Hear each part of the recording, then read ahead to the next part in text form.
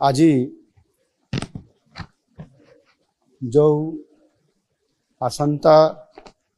2024-25 आर्थिक वर्ष पर जो पूर्णांग बजेट आसीबो सेठिपाई गोटे प्री बजेट रो प्रस्तुति पाई आज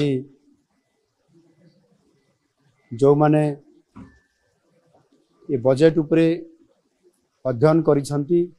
पूर्वरु बजेट प्रस्तुत करिसंती बजेट को कार्यकारी करिसंती अर्थ मंत्री एवं अर्थ विभाग रो सचिव एवं जो माने अर्थ उपरे पांडित्य अर्जन करिसंती एवं विभिन्न ये अर्थ संबंधी अनुष्ठान संपुक्त अछंती समानंको आज डका जाइथिला। आपण माने जानती आम सरकार प्रथम ही लोकंक सरकार भावरे साधारण जनतांकर मतामत को गुरुतर दे आसी 2024 आर्थिक वर्ष पर साधारण बजेट आगामी 25 तारीख रे विधानसभा रे उपस्थापित हेबार ये कार्यक्रम अछि। आमर बजेट टी जेपरी वास्तव रे लोकंकर बजेट हेकरी लोकंक पाखरे उपस्थापना हो पारिबो समस्तंकर आशा आकांक्षा को प्रतिफलित करि पारिबो सेथिपाई ए उद्यम जारी रहिछि। आउ एथिपाई मध्य ऑनलाइन जरिया रे व्हाट्सएप माध्यम रे आमे मतामत लड़ीछु एवं अति सुखद खबर अछि जे ये मतामत एथर बहु आग्रह रे अनेक लोक इतरे सामिल होइचंती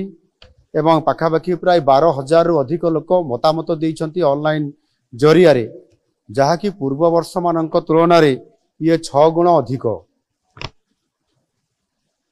लोकंको एपरी व्यापक अंशग्रहण आम पाई बहुत बड़े गोटे उत्साहजनक।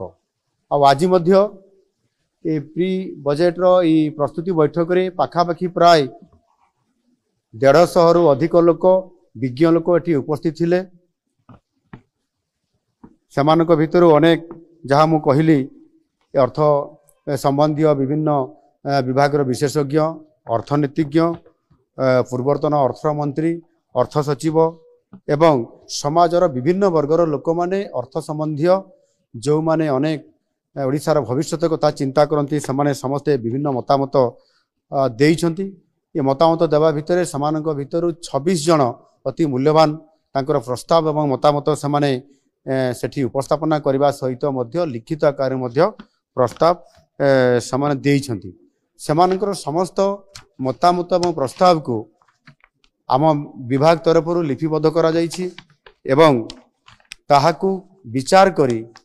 आगामी दिन रे जो आमर बजेट आसबार अछि तांकर मतामत को निश्चित भाव रे आमे यथासंभव एथिरे प्रतिफलित करिया पई आमे चेष्टा करिवु। आ सेथि पई जो लोकंकर बजेट जेभଳି भाव रे आज लोकंका पई प्रस्तुत हेबा को जाउ अछि ता निश्चित भाव रे आगामी दिन रे ओडिसा को नुआ ओडिसा गठन करिबारे सहायक हबो। धन्यवाद।